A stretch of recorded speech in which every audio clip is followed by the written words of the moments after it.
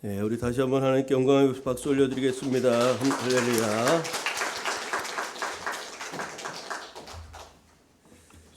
오늘 사순절 네 번째 되는 주일 함께 은혜 받을 말씀은 요한복음 3장 14절부터 21절입니다. 요한복음 3장 14절부터 21절.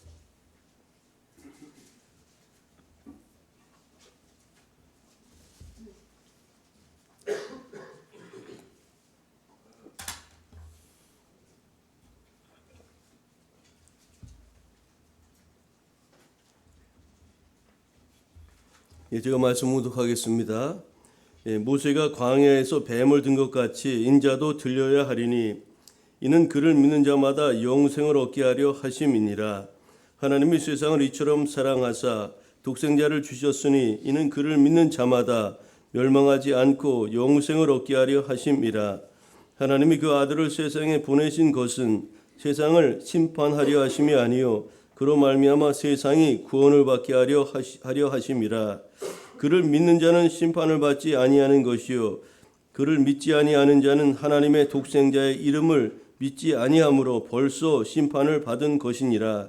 그 종제는 이것이니 곧 빛이 세상에 왔을 때 사람들이 자기 행위가 악함으로 빛보다 어둠을 더 사랑한 것이니라. 악을 행하는 자마다 빛을 미워하여 빛으로 오지 아니하나니 이는 그 행위가 드러날까 하며 진리를 따르는 자는 빛으로 오나니 이는 그 행위가 하나님 안에서 행한 것임을 나타내려 함이라 하시니라. 아멘. 오늘 우리가 읽은 요한복음 3장 14절 이하의 말씀을 중심으로 오직 하나 생명의 길이라는 제목으로 말씀을 나누겠습니다. 새로운 달 3월이 지난주에 시작되었습니다.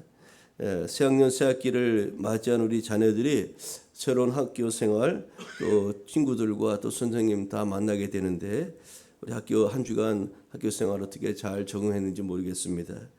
우리 물론 또 학기뿐만 아니라 또 여러 가지 또 지난 한 주간에는 일교차가 주초에는 좀 따뜻하고 주말에는 또 차갑고 그래서 주중 일교차가 많이 나서 감기 걸린 분들이 의외로 많이 있더라고요.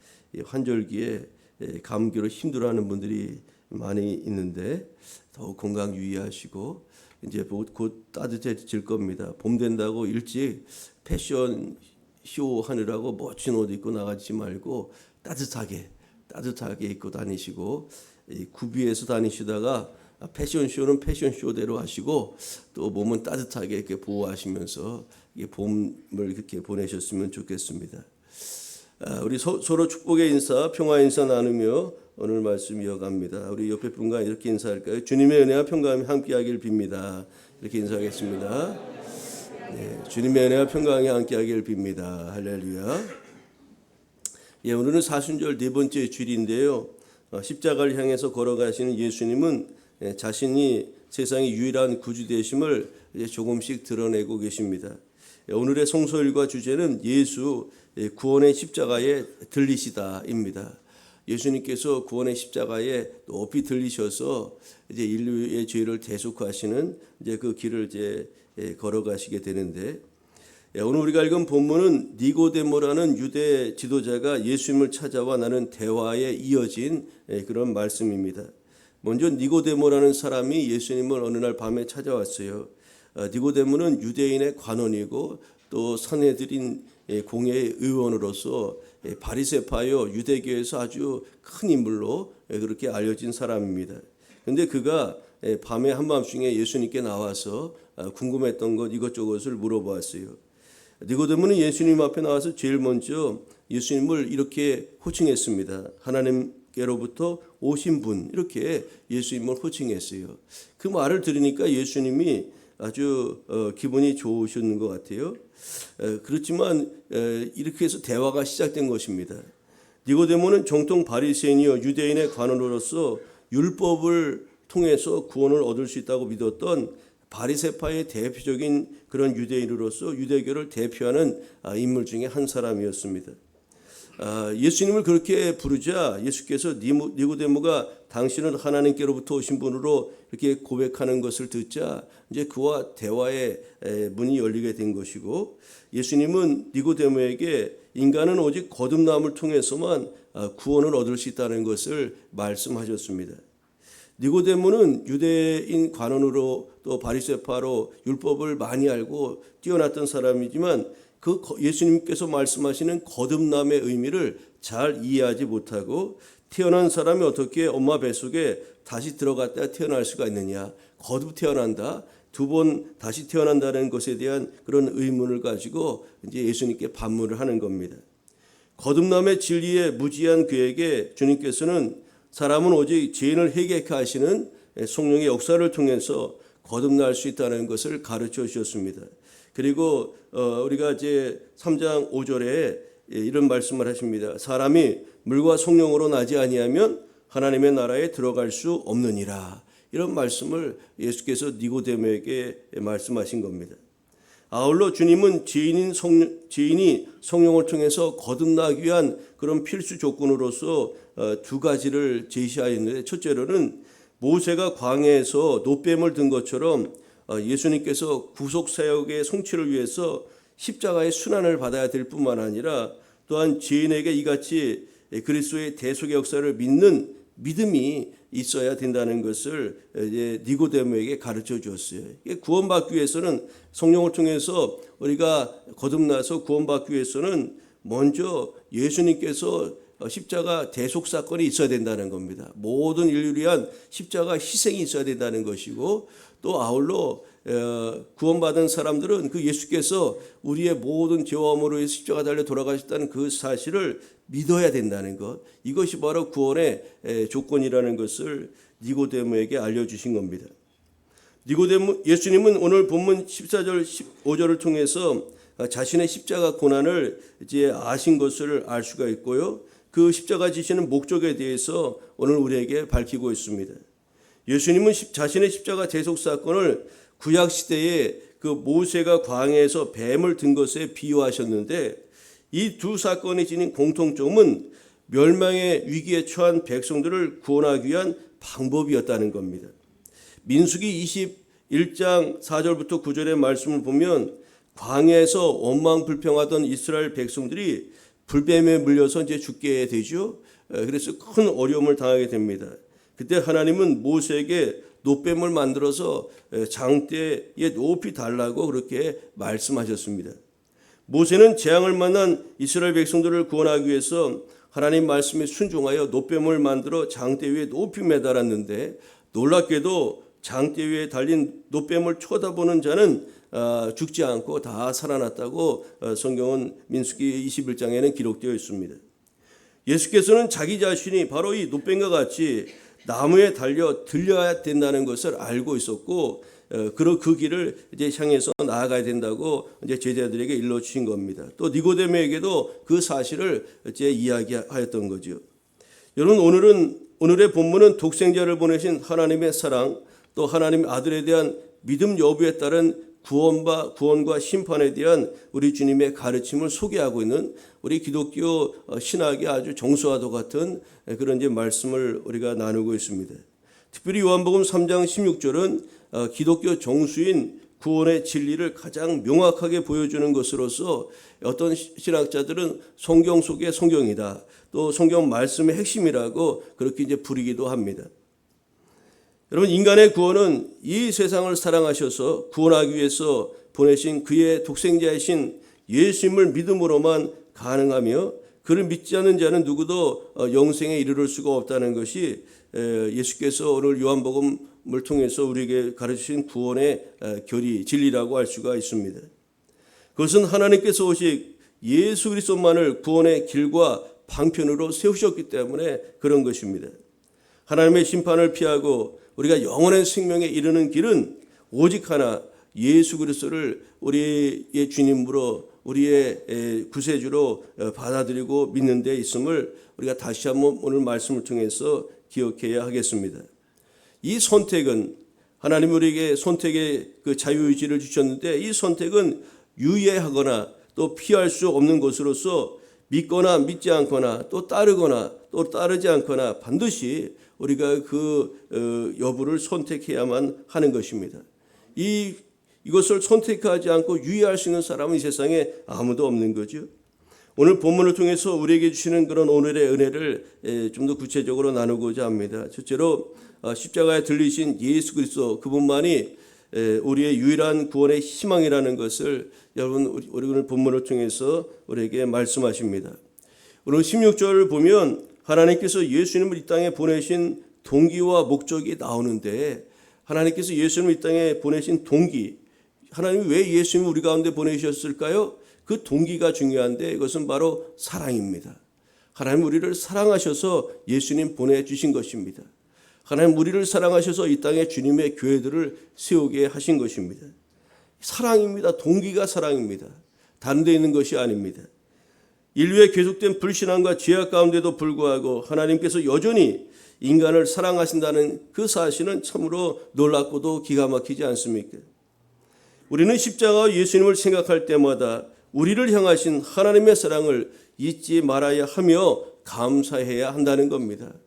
십자가 여러분 우리가 장식품으로 달고 가는 게 아니라 그 십자가 달고 다니면서 하나님의 사랑을 잊지 말아야 된다는 겁니다. 하나님 우리를 사랑하기 위해서 예수님 보내셨다는 그 동기가 사랑이셨다는 것 우리가 잊지 말아야 한다는 거죠. 우리가 하나님을 사랑한 것이 아니라 그분이 먼저 우리를 사랑하사 우리 죄를 위한 허몽제물로 예수님을 보내주신 것임을 우리는 잊지 말아야 하겠습니다. 예수님을 보내신 동기가 뭐라고요? 사랑. 우리를 향한 하나님의 사랑 때문에 이 일을 행하신 것입니다. 그렇다면 예수님을 보내신 이 목적, 우리에게 보내신 목적은 무엇일까요? 죄에 빠져 죽게 된 인생들, 저와 여러분을 구원하시기 위함. 이것이 예수님을 우리 가운데 보내신 목적입니다. 이 동기와 목적을 우리가 분명히 기억해야 합니다. 성경이 말씀하시는 것처럼 모든 사람은 죄 아래에 있기에 멸망을 피할 수 없는 상태였는데 하나님께서 그 구원의 길을 예수님을 통해서 우리에게 열어주신 것입니다.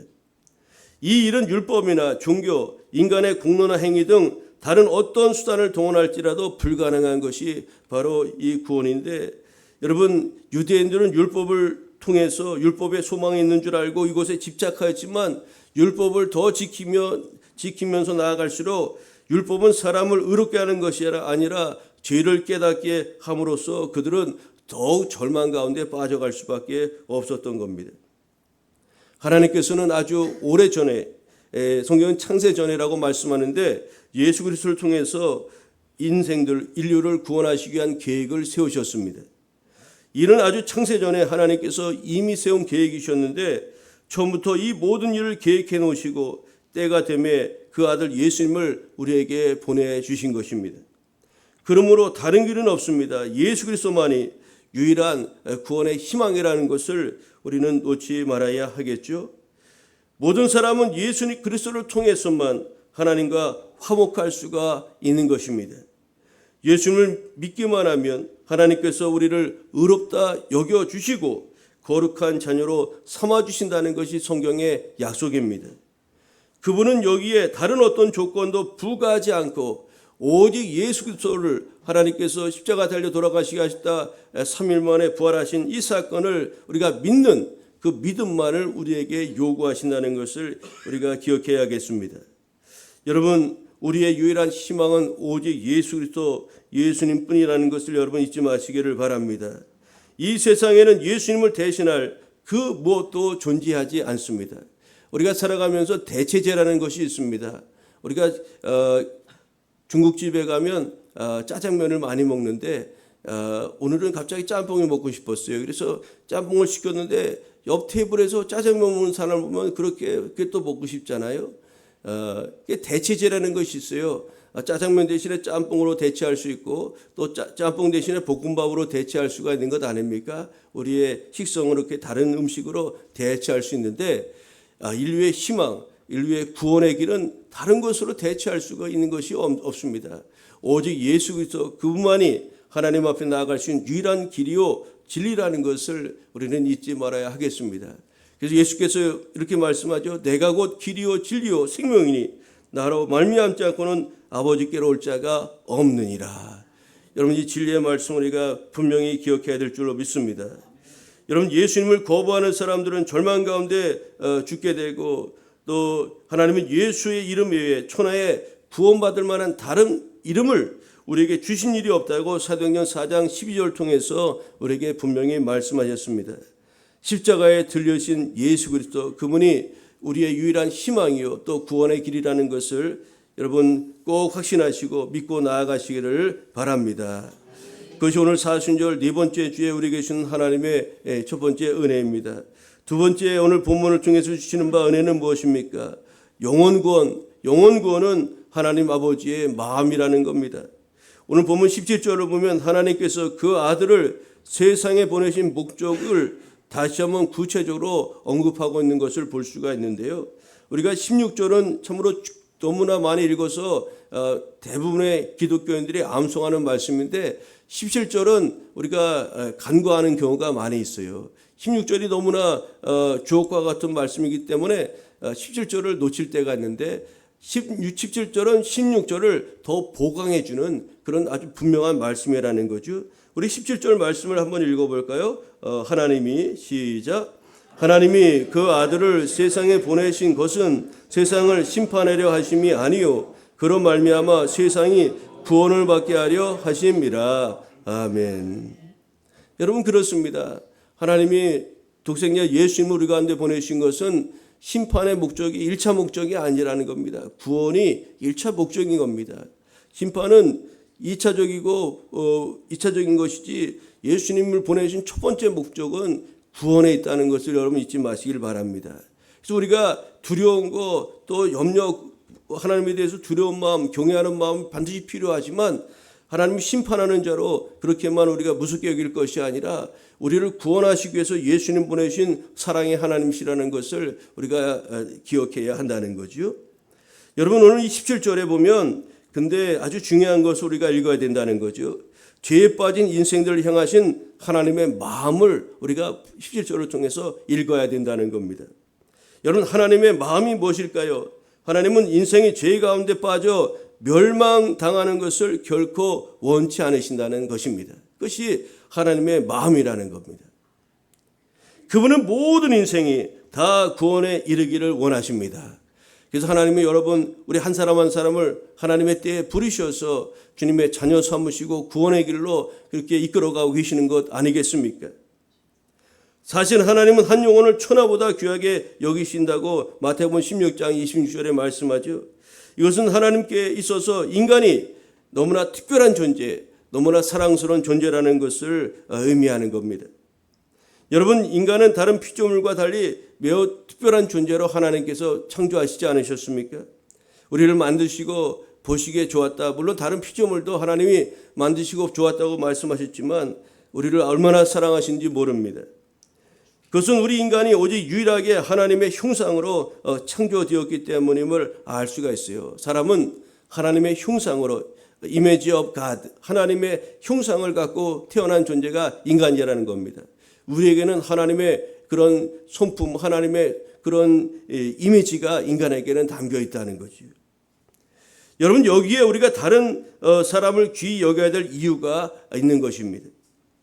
이 세계에 존재하는 모든 사람을 귀하게 여기고 사랑할 줄 아는 사람이 하나님의 마음을 아는 사람이요 예수 그리스도의 마음을 가진 사람이라고 할 수가 있을 것입니다.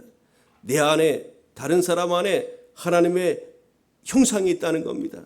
하나님의 마음이 있다는 겁니다. 여러분 우리가 그들의 행위가 악하다고 해서 영혼마저 무가치하게 취급하는 것은 옳지 않다는 거죠. 우리가 아주 이렇게 사회에 악한 일을 행하는 그런 사람 뉴스에 나오는 사람들도 있고 그런데 사람의 잘못된 소행은 미워하고 배척할지라도 우리 개개인의 영혼들에 대해서는 사랑과 관심을 가져야 한다는 거죠. 우리가 기독교에서는 동성애에 대해서는 분명한 반대 입장을 펴는 것이 틀림이 없죠. 동성애자들을 불쌍히 여기는 마음이 우리에게 있어야 된다는 겁니다. 그들을 하나님께로 돌아오게 하고 하나님의 그 창조 질서를 깨닫게 해달라고 우리가 그들을 긍휼히 여기는 마음 가지고 기도해야 될 그 사명은 여전히 우리 기독교인들에게 있는 거죠. 무조건 저 사람 성경적으로 말씀에 따르지 않다고 아주 배척하고 욕만 하고 그럴 것이 아니라 우리 주님께서 뭐라고 말씀합니까? 원수를 사랑하고 너를 핍박하는 자를 위해서 저주하라까지 말씀하셨는데, 여러분 그 진리 안에 거하지 못한 그 영혼들을 위해서 불쌍히 여기며 그들에게 위해서 기도하는 것이 성도가 마땅히 힘써야 될 일들이 아니겠습니까? 여러분, 성도로서 우리는 이렇게 사회적으로 잘못된 일들을 행하는 그런 사람들을 대할 때 그들을 비난하고 또 정죄하는 그런 세상 사람들과 같은 태도를 취하지 말고 그들의 영혼을 생각하며 하나님 저들의 영혼을 긍휼히 여겨달라고 우리가 기도하며 나아가야 한다는 거죠.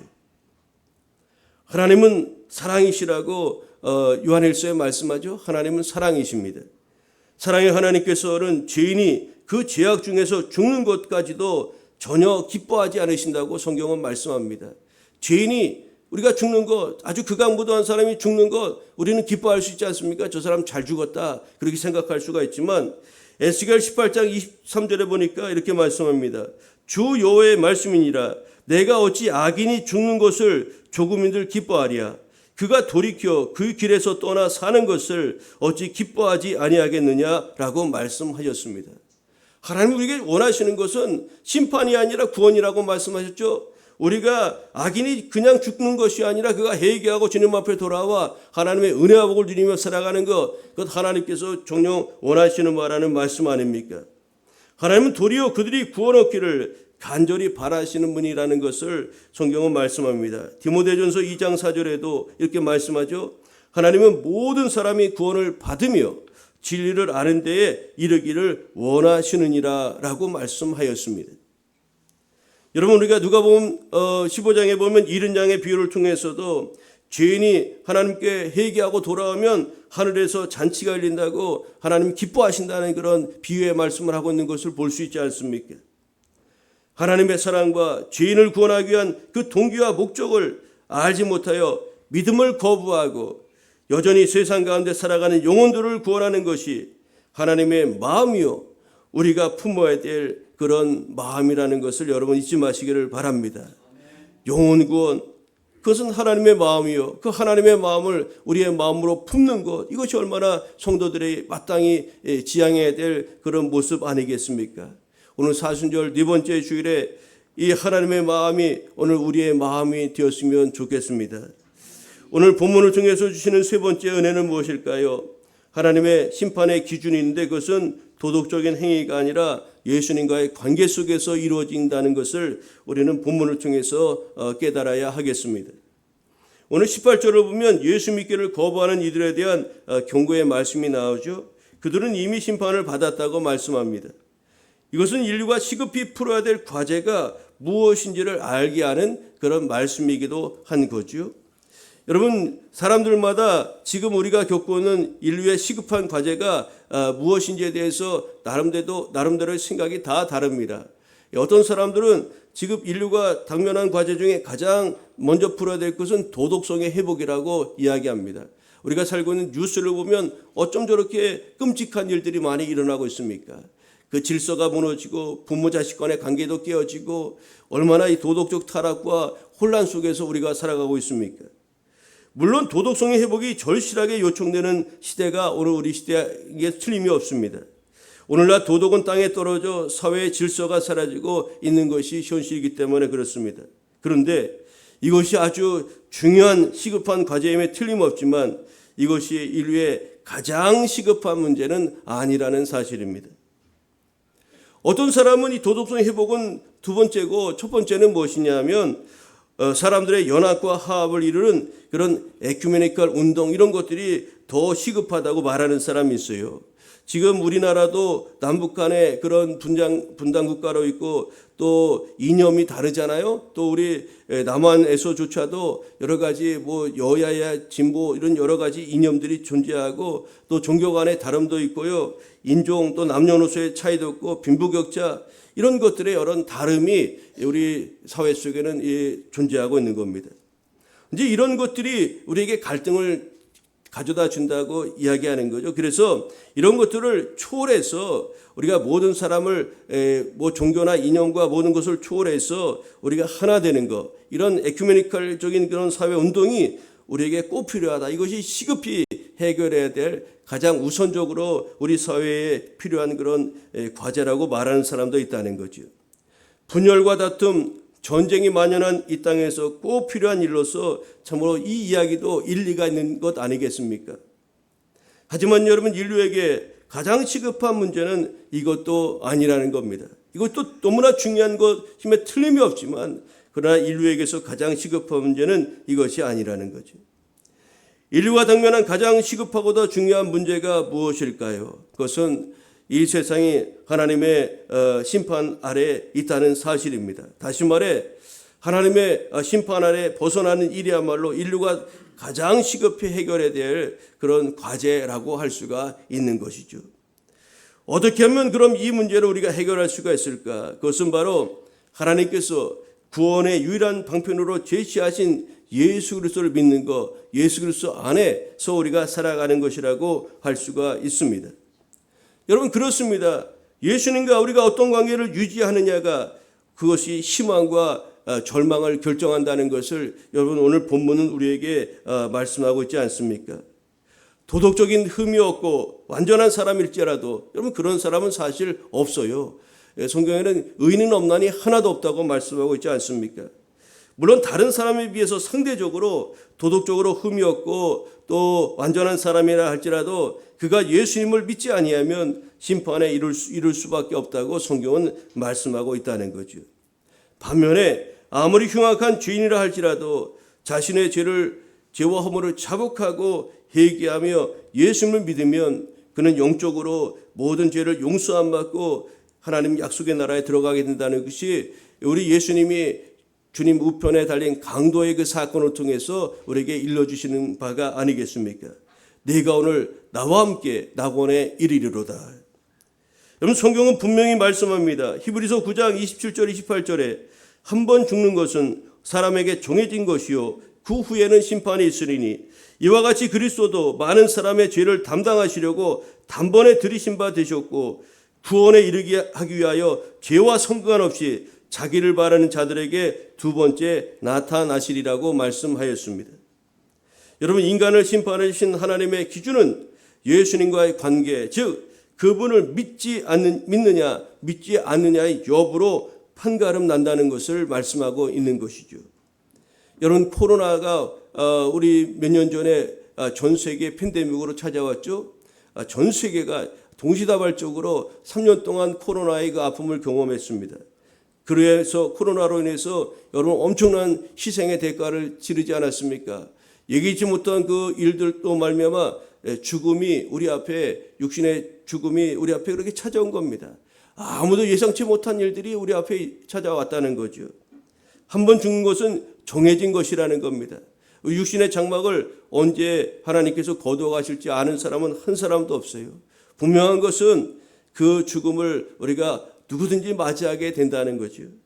그런데 한 번 죽는 것은 사람에게 정해진 것이요 그 후에는 심판이 있으라는 것이 성경의 그런 가르침 아닙니까?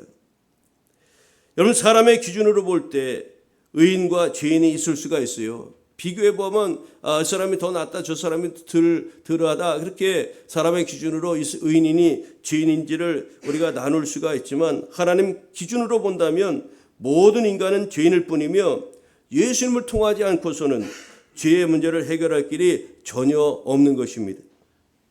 여러분, 착하게 살고 또 연합해서 살고 서로 화합해서 살고 공익을 추구하며 사는 것이 바람직한 삶임에 틀림이 없지만 그것이 하나님이 요구하시는 의의 기준에는 미치지 못한다는 것을 우리는 잊지 말아야 한다는 거죠. 바리새인들이 그렇게 살았던 겁니다. 그렇게 아주 착하게 살고 누군가 연합해서 살고 공익을 추구하며 살고 그 율법을 따라서 그렇게 살면 구원에 이르는 길이라고 여겼지만 그것이 하나님 앞에 의롭다 인정을 받지 못했다는 겁니다. 로마서 10장 9절 10절에 이렇게 말씀합니다. 네가 만일 네 입으로 예수를 주로 시인하며 또 하나님께서 그를 죽은 자 가운데서 살리신 것을 네 마음에 믿으면 구원을 받으리라. 사람이 마음으로 믿어 의에 이르고 입으로 시인하여 구원에 이르느니라고 말씀하였습니다. 여러분, 예수님을 믿는 것과 심판과 구원의 절대, 예수님을 믿는 것은 심판과 구원의 절대 기준이 된다는 사실을 오늘 우리는 말씀을 통해서 분명히 기억해야 하겠습니다. 이제 오늘 말씀을 정리하고자 합니다. 여러분, 오늘 예수님께서 이제 우리의 죄를 대속하시기 위해서 이제 십자가의 길을 걸어가신 이제 사순절 네 번째 주간인데, 여러분 오늘 기독교의 종수와도 같은 그런 너무나 중요한 요한복음 3장 16절 말씀이 포함된 그 구간의 말씀을 오늘 같이 나누었습니다. 여러분 오늘 주시는 말씀이 무엇입니까? 십자가에 들리신 그 예수 그리스도만이 우리의 유일한 그런 구원의 희망이 된다는 것을 여러분 꼭 잊지 마시기를 바랍니다. 한 영혼 구원하는 것, 우리가 구원받았을 때 우리 하나님이 얼마나 기뻐하셨는지 아십니까? 영혼 구원은 우리 하나님의 마음이요, 그것이 우리의 마음이 되어야 된다는 것을 여러분 잊지 마시고, 이 사순절 네 번째 주의 마음을 가지고 세상 가운데 나아가는 교회 여러분 되시길 바랍니다. 하나님의 심판의 기준은 도덕적 행위에 있는 것이 아닙니다. 우리가 얼마나 착하고 우리가 얼마나 선하게 살고 그런 것은 예수님 믿으면서 우리가 부차적으로 우리에게 따라 나타나는 것이 그 자체가 우리의 구원의 길을 인도하는 것은 아니라, 우리 하나님과의 그런 관계, 심판과 구원의 기준은 오직 예수님과의 관계 속에서만 이루어진다는 것을 여러분 잊지 마시기를 바랍니다. 사순절은 순례의 기간입니다. 사순절은 결단의 시간이라고도 할 수가 있어요. 주님을 따를 것인가 아닌가를 우리가 결단해야 합니다. 노뱀을 바라볼 것인지 아닌지를 우리가 선택해야 하는 것입니다. 하나님께서 당신의 예아들을 보내실 정도로 세상을 지극히 사랑하신 그 마음을 헤아리는 모든 그리스도인들은 어둠의 세상을 버리고 빛과 진리로 마땅히 가야 하는 것입니다.